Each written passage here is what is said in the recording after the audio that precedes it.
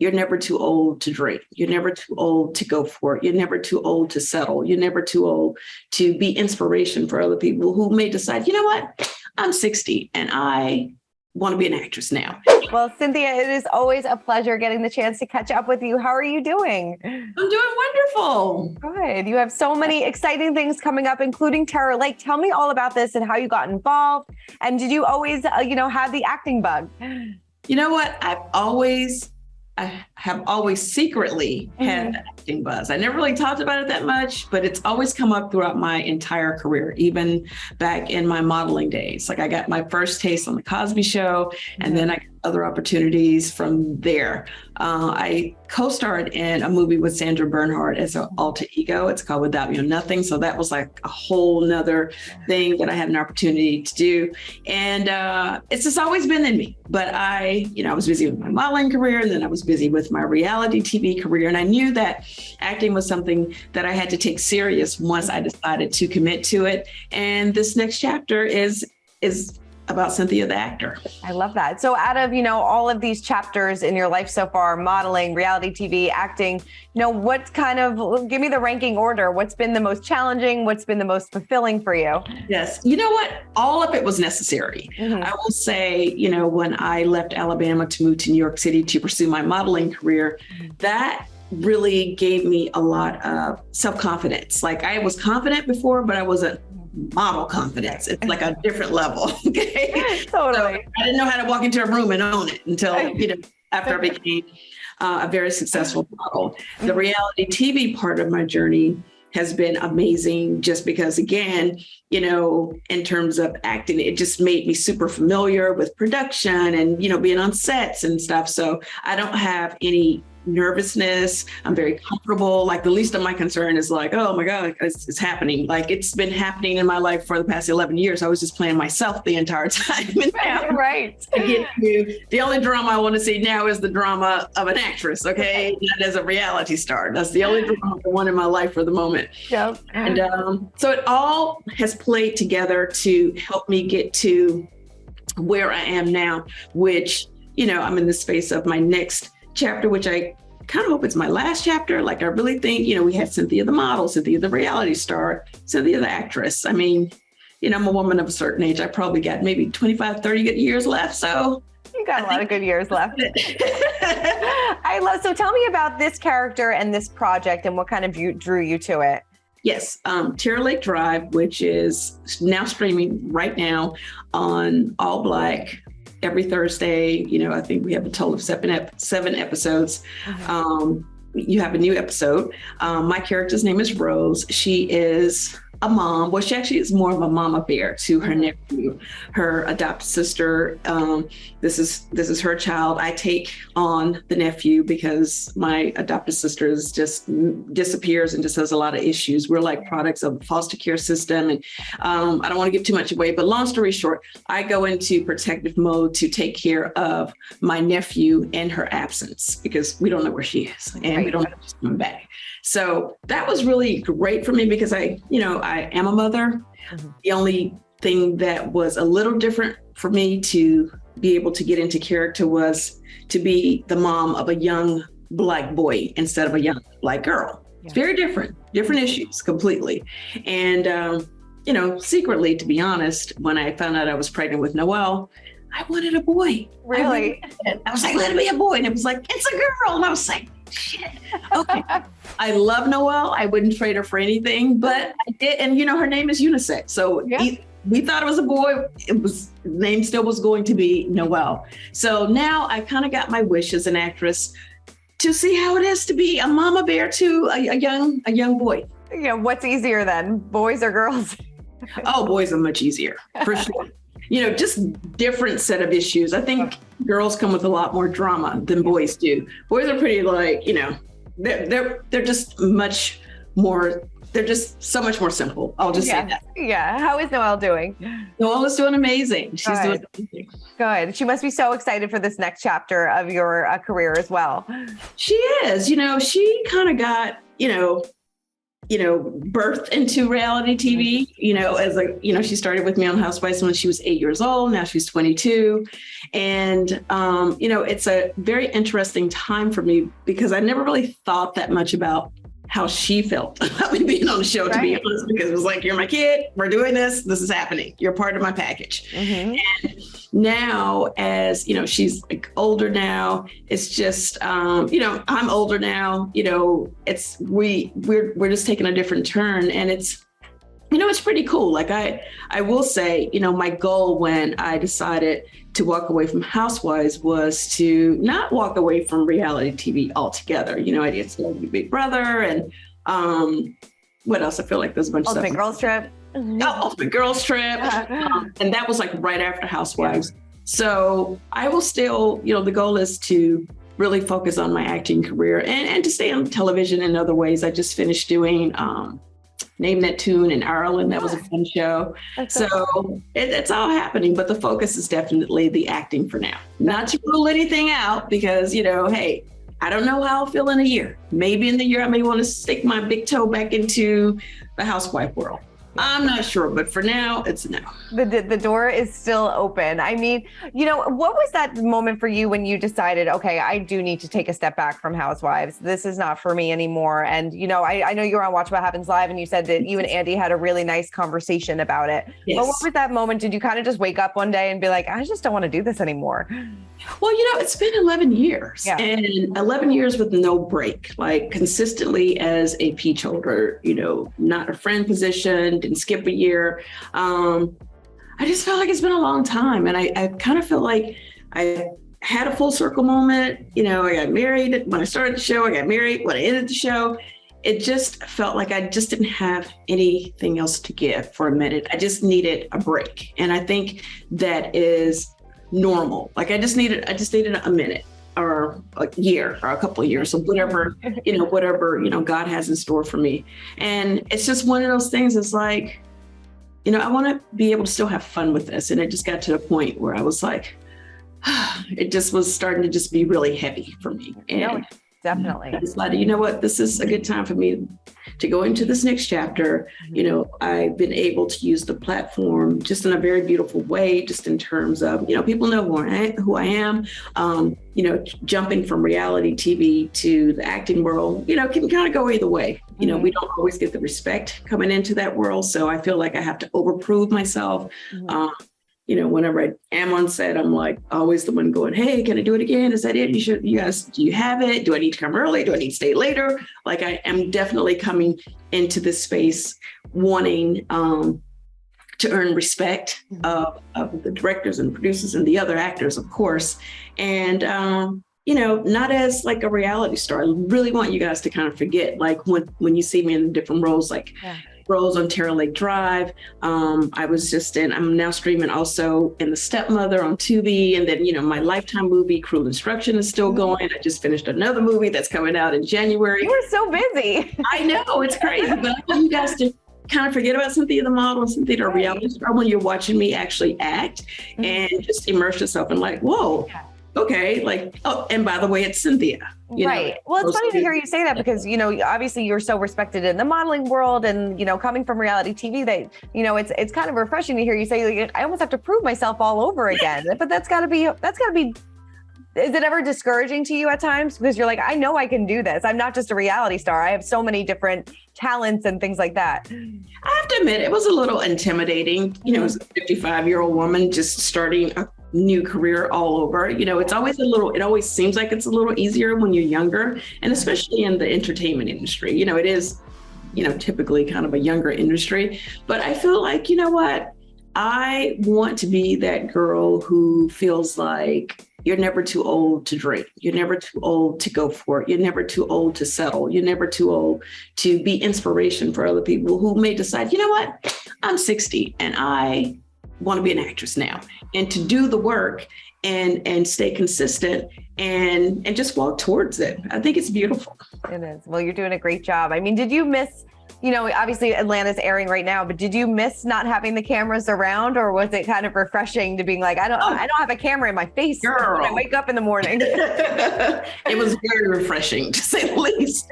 Again, love the platform. It was so great, so many unforgettable memories. But I follow the show kind of, from the clips that I see on Instagram. They show all the, the highlights of what's happening. And every time I watch it, I'm like, whoo, thank you, Jesus. Like, I am happy I'm not in this. It's so fun after 11 years to just watch it, and just be able to enjoy it like you guys do. Like, I'm not a part of it. I'm in a great place with all the ladies. Like, I'm just not a part of it. And it's, at first it was like, when it first came on, I was like, oh, wait, I'm really not on the show anymore. And then it was like, wow, this is cool. Because now I find myself, just kind of following it. Like, ooh, let's see what's going to happen next week. And then, right. Messy and juicy is like, oh my God, what's going to happen? So it's kind of fun to kind of watch it as a spectator. I'm sure it's got to be a completely different experience for you watching it as a spectator. But what do you think of this season? I mean, obviously Kenya and Marlo are going at it. It's getting really heated. I mean, do you think it's still a good season? You know what? The show will always go on. Mm-hmm. I will say, because again, I'm friendly with all of the ladies. I don't like watching. I feel like it's just going kind of below the belt, like in a lot of ways. And I really enjoy seeing the ladies really have a good time. Now, we're here for the light shade and all of that, but it just feels like it's starting to be just a little mean. Like, I'm like, hey, what is happening? And that's always, we've had seasons where it went kind of dark. And I always, the feedback from the fans was always like, okay, we like, to see all the drama, but usually they don't respond to it when it gets super dark. And I feel like it's like, hey, we got to lighten this thing back up. Right. We want to have a good time. Have you been texting Kenya at all, being like, girl, what's going on? And you know what? We had a text exchange. I can't remember what we're talking about, but I've been, texting here and there with the ladies.